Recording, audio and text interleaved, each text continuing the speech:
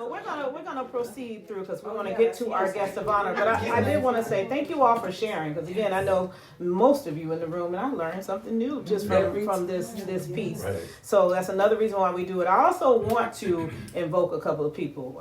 Vance and I went to Mississippi about 10 years ago. And we happened upon, it's a very long story, so I won't go through that. But the Mississippi Fannie Lou Hamer Civil Rights Museum.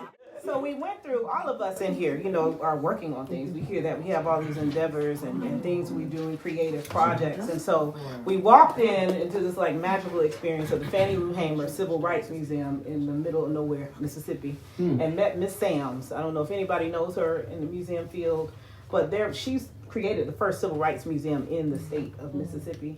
And she was like, dressed up doing first person interpretation about the civil rights movement, and it was amazing. But one of the things that she emphasized was she's like, do it in your home, just start, you know, whatever it is you want to do, just do it. So I'm gonna put that out to everybody else as well, because that's exactly what we're doing here. You'll see there's a lot of art in here, and there's also a lot of art in here for sale, our creative things. So I want to let you all know if you have any last minute gifts or anything, we are putting our brand here as well. So we got Black Rockstar Superhero, t-shirts that are there, Chocolate City Rocks, Mud Claw Scars. I make a shea butter, baby skin soft superstar butter, and it's in the back. You can sample it and all of that. And my Revive collectibles, where I share pre-loved historic objects with people who identify with them. So we also have a raffle going too. You might have received a number, so we'll deal with that Everybody later. Got a number? Yes. But I want to share with you what the items are. We will have two options to win something, and this is a David Driscoll print. Is one, and the other is my baby skin soft superstar butter in a special container. So this is one in a collectible. So those are the options as well. And so now this is the perfect time to introduce our guest of honor. I'm so very excited to have Jarvis here again. Yeah. I have let's clap it up first. Yeah. Come on, y'all. Don't be modest. I don't think we doing that.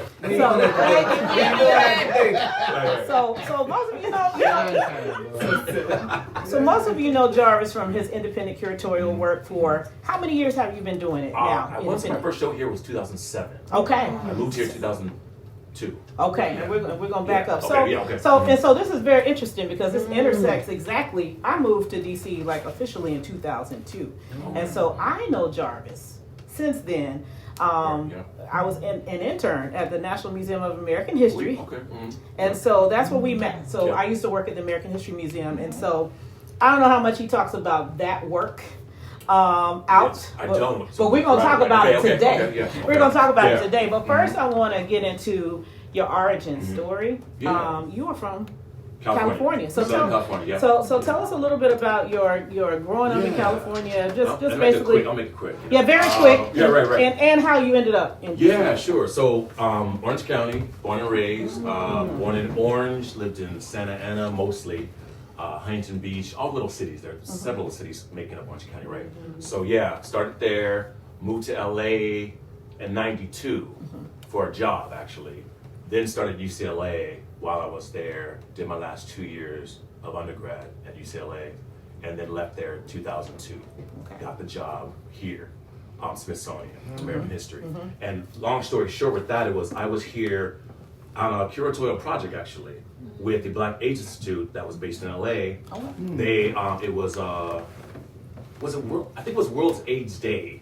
We had an exhibition at the Renaissance. I'll never forget this. Downtown, I was there, did an informational meeting at the American History Museum, which with the person who became my boss, actually my supervisor. But I thought it was this informational meeting. We were walking around for like an hour. I happened to be in a suit because I left this conference, right? And she showed me all the exhibits. We're talking about different, themes of the exhibits and different functioning of a collection manager, right?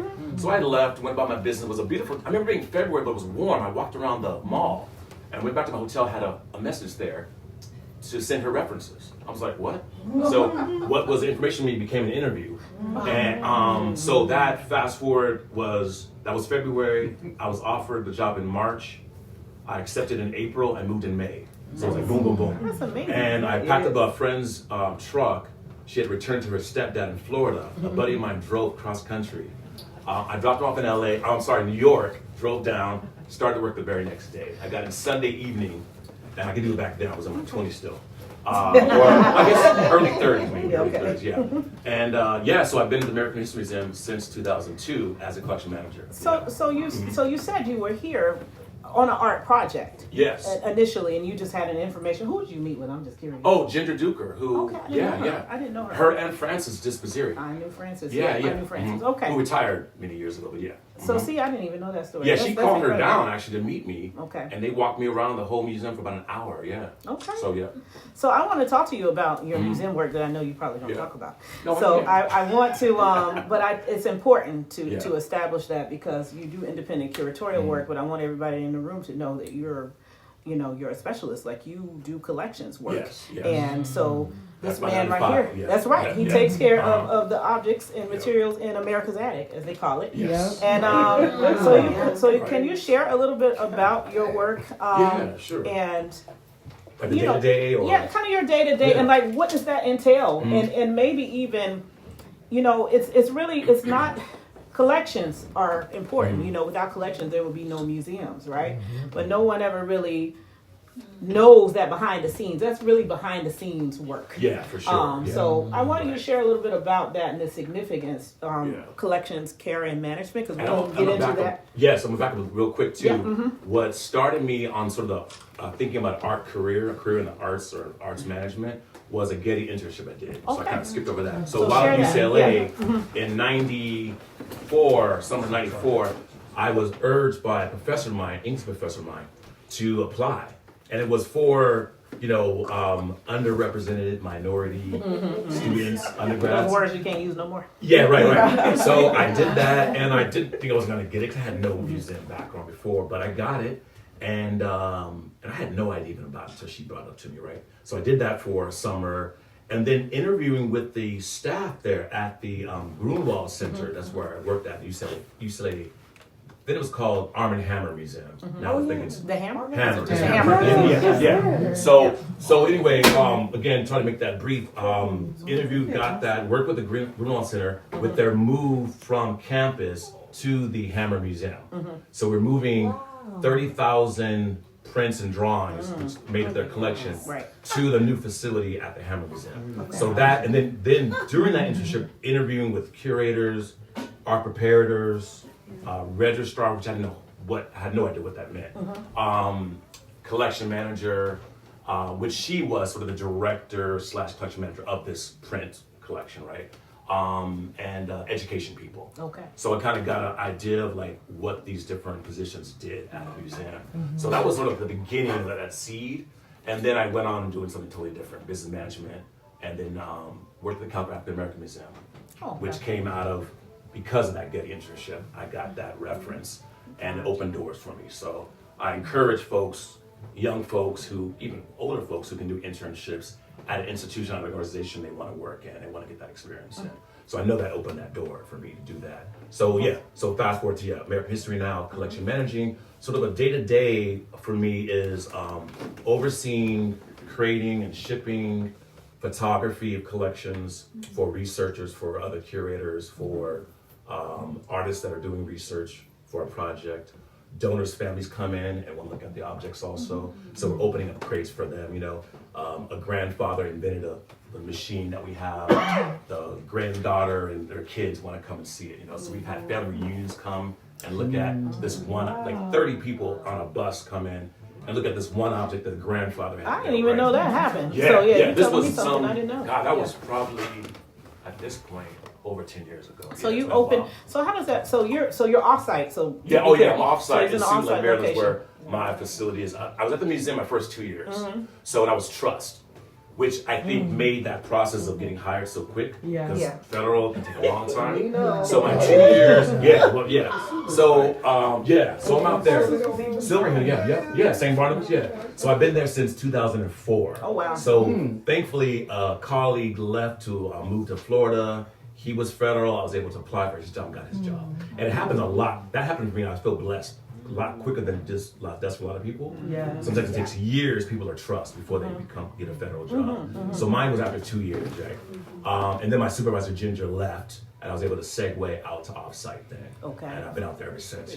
So I'm overseeing Suitland Museum Support Center, which is next door, right on Silver Hill Road there, off St. Barnabas. And then we have a new, it's probably like 9-10 years old now. Pensy Drive, which is out in Landover, Maryland. And that's 300,000 square feet. We have the largest space next to Namak. Namak has the next biggest space there. Okay. And y'all are pretty small staff. There's 3 of us. There's 3 of us, My supervisor, myself, and a colleague, So we'll, at any point, one will be at Suitland. I'll have to go to Pensy for a delivery or to meet somebody. My supervisor will be at MSC looking at the new pod that we're building. They're called pods, new storage. It's a storage room basically, 3 levels. So we spread some thin pretty often. But again, we're working with vendors, fine art handlers, researchers from universities, independent researchers, our fellow, Smithsonian curators or independent curators coming in doing research, inventors even are coming in doing drawings on patent models and machines. Cool. So that's kind of the day-to-day briefly. So exciting. So a lot of moving parts at times, and then working with our colleagues from downtown. So other collection managers, the curators, facilities people. They got to come in and fix our HVAC system. So so it's not a glamorous job. People and our friends of mine laugh at me. They're kind of surprised that I drive a forklift. They look at me. I think they see me at events kind of like cleaned up. They don't think I'm steel toe boots. That's why I wanted to let everybody know what's going down behind I do all that. I'm getting oily and I'm getting splinters. Dirty. It's dirty work. Crate dust all over me. So it's really satisfying. I feel and I'll say one of the most satisfying parts of the job is like helping a project along. So working with a researcher, working with a curator. We had some curators from Puerto Rico come in, and they were doing an exhibition and looking at some of our collections, and photographing. It's a Theodore Vidal is this huge collector, Puerto Rican historic ephemera. Santos figures, basketry, hair combs, puppets, dolls, all the things that he collected on his Puerto Rican culture for many, many years. And we got that collection, I want to say in 86 or so, when the Museum Support Center opened up. So that was one of the first big moves. I wasn't there yet, but my former boss just retired in September. He was like a junior level, like me, like at the beginning, collection manager, working on those sort of that move into that facility. I have a kind of an informational question because I didn't realize. I always wondered, like as far as accessing objects, what and people in here might be interested in as well, like public researchers. How do you how do you access? So they make appointments. So typically, you find out about you go online, and all of the collections are typically online, right? Through our portal, Smithsonian website. You'll find an object that you want to study more and you're interested in. You'll contact, there's an email there, and that typically will get fed to the curator in charge of that collection. Or maybe the chair of that department. They'll initially get that email, and then they'll pass it on to that curator responsible. Or if they're out, predisposed or whatever, they'll contact the collection manager in charge of that. We at Offsite, we oversee all the collections. So work in industry, medical sciences, mathematic collections, anything you can. Numismatics. Yes. Coin collecting. Cultural, and they keep changing names in departments, but it's home and community life. So anything that you would use in their home, like kitchenware, anything decorative, furniture, collectibles, exactly. Yes. Oh, we have some of those on the collective for sure, Yeah. So that person who might be in charge of that area, downtown typically, and if it's something that's off-site, they'll contact us. Right. So we're getting email, and I've had this issue in the past where they'll know one person, because we had a bigger team before, they'll email that one person, and I always tell them, you gotta email all of us, because if James, who used to be with us, is out, then you won't get that request. You won't get it, You know, you won't get a response. Yeah. So you got to email everyone. And so they know us now, the three of us now, you know. So they typically will copy all of us with a request like that, yeah. And so usually it's a formal request we get it from the public too directly, which then we have to direct back to the curator or the collection manager, yeah. And those people then see the objects off-site, or do you all, like that bus of 300, they where do they bring go? stuff to Both, museum? yeah. So it depends on the size, fragility, weight of the object. If it fit in if it fits in my van that I drive, which is like a GMC cargo van, I'll take it downtown for them. And that's for viewing, measuring, creating, photography, or they'll come out the site. If it's something that's too large, shouldn't be moved, or we just don't have the time and they want to come out the offsite, they can make arrangements. Via shuttle, we have a shuttle that comes offsite, or they'll drive their own car, or they take the train. Sometimes people take train out there too. Yeah, depending on what location. Yeah. Thank you. And do you have to have a research project to see, or because now all of us, Typically, yes. Okay. We definitely do fill those independent requests too. Yeah. Well, thank you for sharing all that, because I wanted to say, like when you see these beautiful exhibitions, on display in museums, there's all of this behind the scenes stuff, which is a perfect segue as to, because now you create these beautiful exhibitions of art. Yeah. So I want to hear about your journey of developing your independent art consultancy, what that entails. So you said you started in 2007. Well, even before that, even my before, first show here was 2007 at Harmony Hall. Yes, out in, I remember. I think I was the Harmony Hall. Thank you. I was Fort Washington. Yes. Yeah. So tell us a little bit about that journey, because it sounds like you. This is not. I want to hear a little bit about. Did you envision yourself doing this work?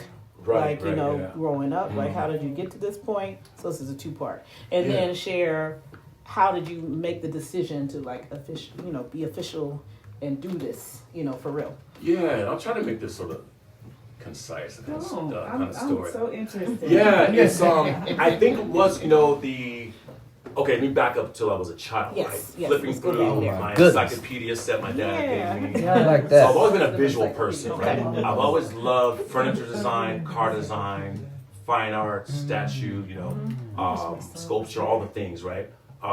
Textiles. Before I even knew what it meant to make these things, right? But particularly traditional African art.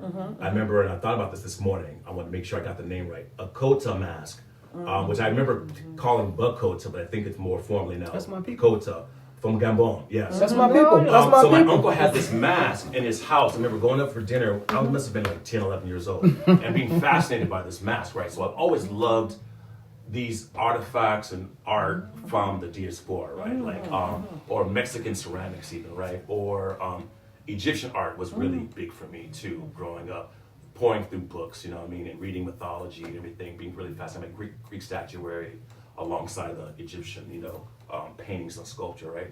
So fast forward to the Getty internship and again, interviewing those people, the staff, I thought, their careers in arts that I had no idea. I knew a curator, kind of what they did, and like an education person, doing tours, doing didactics for, the exhibition, what have you.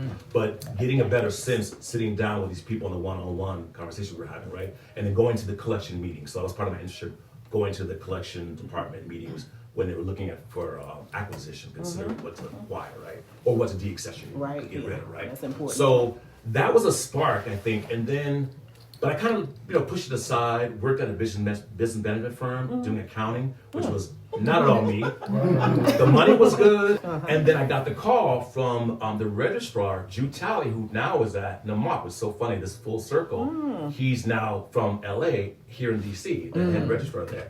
So he was my boss there, so he called me for this interview. And because I was referred by the folks from the Getty internship, right? And my supervisor there at the Grunewald Center at Hammer, right? So that's when I was like, oh, like, okay, this, sure, you know, I'll look into this, right? I interviewed, bombed. I think that's the first time in my life I bombed an interview. I felt like I was not prepared. The timing, I guess, wasn't right. The universe was saying, not now, right? I couldn't even get the mission statement right. I mean, it's embarrassing to admit that, but I can admit that to you, all you family. That's right. That's right, fam. I That's remember right. doing- His first speech in faith. Oh, really? Okay. So you ain't got Okay. company. I mean, I felt terrible. Like, what's going on, right?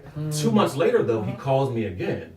The woman who got the job wanted to go. She went to law school. She quit, and I was number 2 on this list for the job, right? And I was like, what?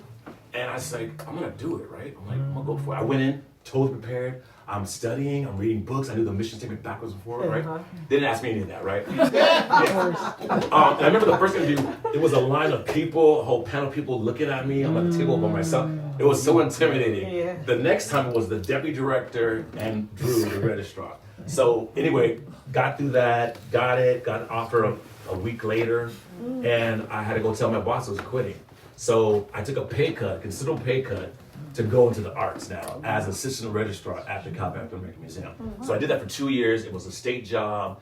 They lost funding, and so I had to leave. I was working with, so segue more into sort of that was fine art too, definitely, but historical ephemera. I took care of the inventory there as a registrar, did photography, condition reporting, so a lot of the admin of collection management, right? Yeah. I sat on the collections department meetings, so I was taking notes, you know, did all that. Met with vendors, site visits to do surveys on their temperature and HVAC, make sure it was up to par before we loaned them an object. So it was all that kind of, you know, stuff that, again, behind the scenes that you don't think about, right? So that led to me working with Drew. It's like, oh, I can't do it, I'm too busy. I can't, this artist wants a person to work with her as her studio manager. So I said, okay, I'll do it, you know. And I did that part-time, and Artist Lane, who's about 100 now, still working. I gotta call her for a minute. But she's in Detroit now. Wow. But an amazing sculptor. Did Obama and Michelle, the wax molds are still at my house actually. I gotta return them to her. Wow. She painted, you know, Oprah Winfrey, Aretha Franklin, the president of other presidents, Reagan, things like that. So she's pretty famous in the Hollywood set. So it's a lot of celebrities. And the fact that she still works at like 98, 99 still. So I did that for a while. And then, did this trip to DC for the conference. And that's what I was thinking. And so that was a traveling show, right? Let me explain that. It wasn't just a one-off. I was traveling to different cities, but it wasn't curatorial so much, even though they called it that. And a friend of mine came to me with this job offer. They needed somebody to curate this photography show. But it wasn't, looking back, I know it wasn't really curated. It was more travel or exhibition coordinator, registrar. Because I did condition reporting, I oversaw install, deinstall, I made sure everything was packed up right and everything, took inventory. But that was more, again, less curating, more, it was registrar. Really, Okay, yeah. So that's when I really started, to your question, thinking about, oh, there's a career here.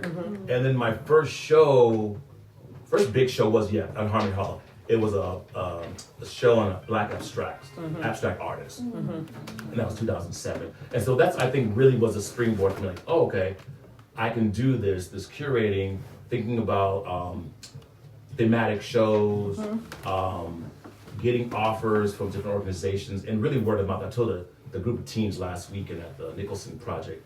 Reputation is so important. Building your network, building those bridges, having those collaborations and partnerships, and maintaining those things, right? With good work ethic, you know what I mean? And just word of mouth. So I've gotten so many job offers from people knowing what I did. And even though, again, from that photo show, which wasn't curating, they saw me as a curator. But I kind of like eased into that in really about 2007 and been doing shows ever since. Awesome. Mostly here in DMV. So, you know, we worked on a show together in 2012, the Ancestors, Guardians, and Guides show at Sumner. And I really want to get into, because I want to segue more into collecting, you know, buying from living artists. We got some in the room. And also collections care and management, caring for our personal, collections, so we'll get there. But how much of your background and expertise in collections, care, and management do you bring forth to artists that you work with? Because I have horror stories of artists that I've worked with, that beautiful art that they have like duct tape around the edge of the, of the canvases, and because they're creating, they're not, right. They're not doing preservation. You don't know. So, Yeah, I mean, and that's a part of my platform. But I want to know how much of the education piece, because that's very important.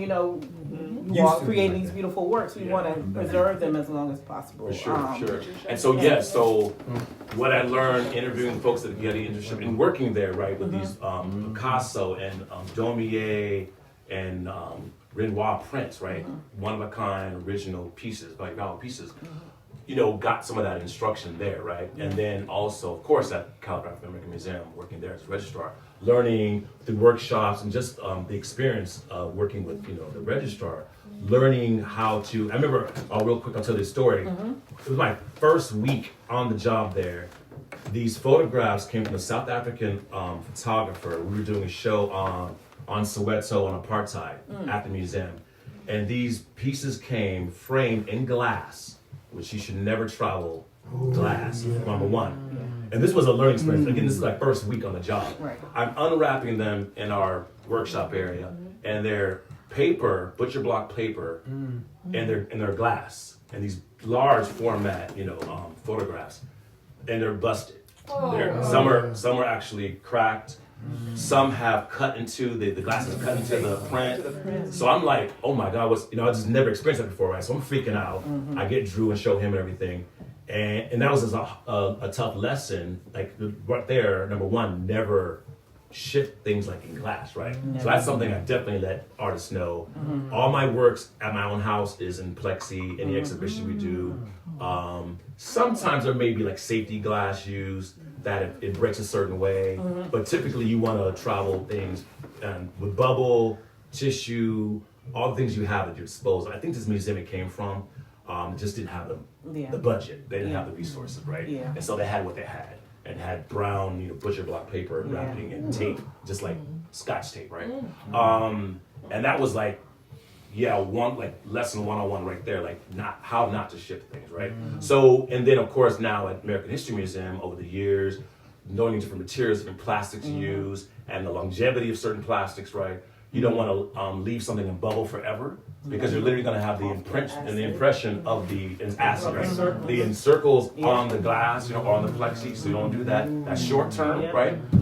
You want something more, smooth, not textured, certain plastics or tissue, acid-free. You don't want to use butcher block paper, brown paper, newspaper. And these, and they were wrapped in newspaper too. I think the South Africans were newspaper and So I'm looking at the, which is kind of cool to see this ads from South Africa, right? But definitely educating people, my collectors, artists, who when they submit something and it's not how it should be. And really thinking about like framing, right? And again, using UV protection plexi, which is more expensive than like your regular type, right? And definitely more expensive than glass. But again, and I tell people, if you want, you can put something in glass, sure. Depending on the size, where it is, you still want some UV protection on it, possibly. But I always try to sway my clients to using museum quality plexi even. Because it's going to cost a little bit more, but it's going to last better and protect your piece more, especially something that's valuable, one of a kind, or you have a lot of light in your place, you want to make sure you're taking those precautions. Yeah. So do you also consult with collectors as well? Oh, sure. As part of your services? Okay. Yes, I do that. And I've done, even when I haven't sold, I've done this maybe twice. As one guy who lives out in the Southeast, I've gone to his house and rearranged his art for him. Okay. And that was a new thing for me. But he had maybe 30 pieces that I had to sort of like reset, because we have we use G and I use the same installing company, Alonzo, Robus Gordon, West Clark, Artist Eye. And so we have them come and do our own homes. They've done all our shows that we've done together independently.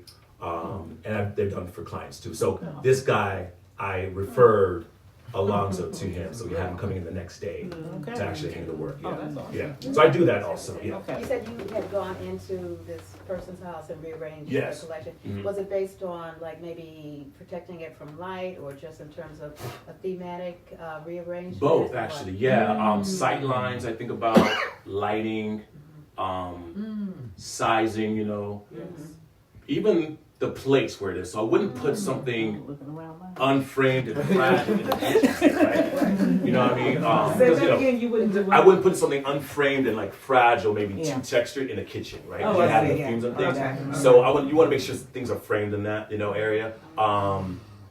You know, you don't want to watercolor, of course, and too much light, So taking those things into consideration, for sure. And theme also, kind of for me personally, I'll say, and not so much for his place, even though his work was mostly figurative. So it wasn't like an issue of like abstracts together, or because most of the 30 pieces were figurative.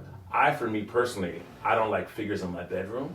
But I don't want to wake up. I'm worried about that. So the figures are in my living room, and my abstract work, the few abstract pieces, they're in the bedroom. Yeah. So so I have certain groupings on my own place, with my art thematically. That makes Yeah. sense.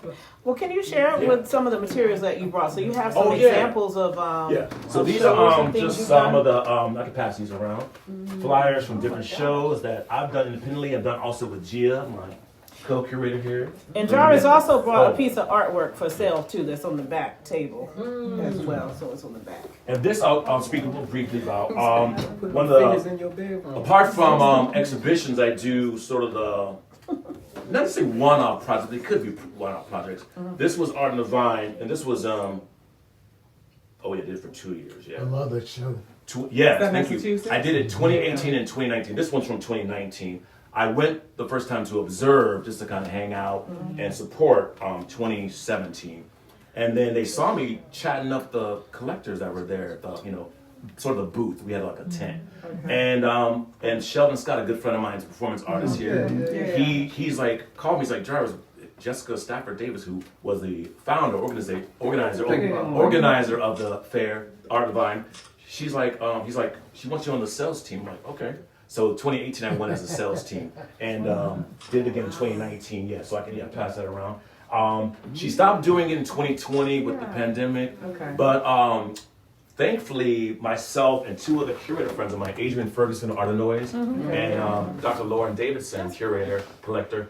Three of us formed a collective. We're going to be showing, hopefully, trying to lock down the venue this August in Martha's Vineyard. In Martha's Vineyard. Yeah. Oh, okay.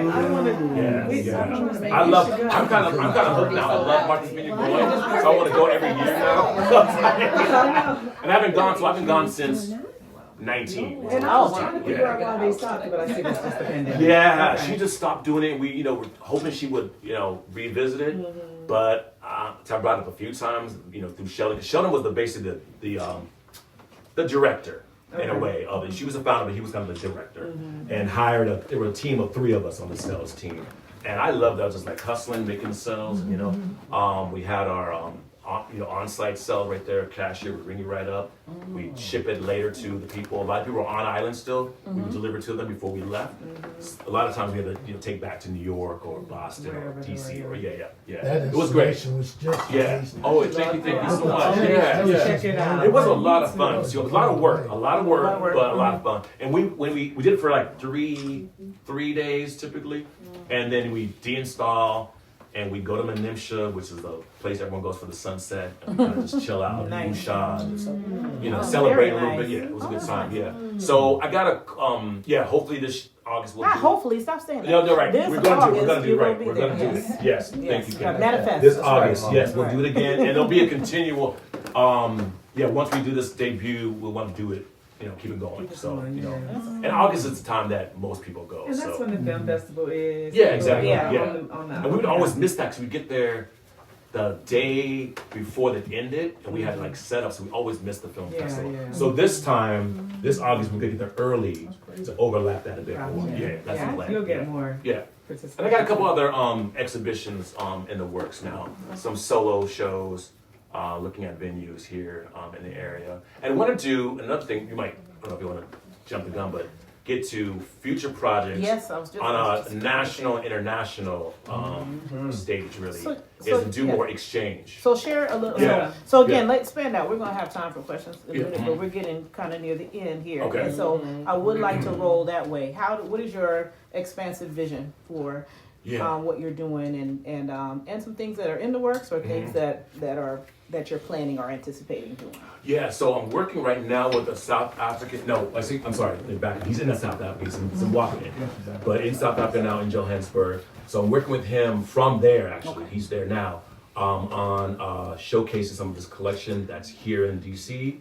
He just got representation with a gallerist in Dallas. Okay. So I'm working with her, and I want to do a show here early next year. So I got a venue in mind. So do that. That'll be a solo exhibition with his work. But on a broader scale is really have those collaborations and exchanges with African artists. And most in my roster, if you will, the people I work with, collectors and artists, are African American, diasporic artists. So I want to continue that in a bigger way in Brazil, in like West Africa, South Africa, Europe, the Caribbean. So that's a bigger goal of mine I'm working on, is to have, and we talked about this too, have artists who are in these other countries showcase here in DMV, and then have our artists here showcase there. So that's very broad, but that's what I'm gonna get to, and do exhibition and artist talks, panel discussions, workshopping, art making, workshops also with the artists and students here, do all of that. Okay. Wow. So, Inumidun, did you have a question? I just had a follow-on to that. We're going go to the Dakar Festival in Senegal. Oh, excellent. What should I do to prepare because I've never been to a Biennale. I mean, how do I set myself up to be a consumer? Well, get a lot of sleep before you go, because it's a lot, right? There's a lot to see. You'll want to see everything, I'm sure, while you're there, right? But I would say maybe map out, so if you get any literature beforehand and you have a sense of who's showing, maybe start there and kind of map out what you want to hit. Make sure you do that, because it can be overwhelming. Like Art Basel and things like that. The first time I went, I was exhausted. I mean, you're dragging and you pass one more fair, like, I gotta stop in here. And you're literally like, haven't eaten all day because you've been out. So it can be a lot, right? So prepare yourself. I don't know how big Dakar is, but I can imagine it's probably sizable. So kind of map out, if you can, what you'd like to see. If there are artists that you know of already, that you want to make sure you see their work, go to their gallery booth, or if they're doing an artist talk, panel discussion somewhere. If you can schedule that out, again, if you get that list before you go, that would be helpful. Just kind of map it out. But think about what type of art. And I say this to people, it's in general. I said this to the teams last weekend. Think about what type of art moves you, what you're interested in. Is that landscape? Is it representational? Is it purely abstract? Is it geometric, expressionist, abstract? Think about what type of work you like in general. If you don't have that, knowing already, and kind of start with maybe those booths. To kind of focus in on if it's just. You want to look at some of the West African artists, contemporary artists, right? You can kind of start there, and particularly if they're figurative or they're abstract or they're doing sculpture, prints, drawings, paintings. Kind of narrow it down maybe that way, because it can be a lot. I don't know how many days you're going to be there, but you can kind of space it out. We'll be there for 2 weeks, but Okay. I won't be there for 2 weeks, so Okay. I need to work it out. Yeah. That's great though. All right, I'm so excited for you, perhaps, and you do consulting, right? Yeah. So we can kind of meet afterwards. And Yeah, I know you for do sure. too, right? Yeah. Awesome. Well, I'm going to open up the floor. Well, thank you for sharing. This has been amazing. And is there anything that you personally want to add that maybe I didn't touch on? And then after that, we can open the floor for folks No, who I might think it have covers a questions. lot. I'm glad I was able to talk about some of the current projects and future Current projects. projects, yeah. And I'll talk more about them as they materialize more too. Still kind of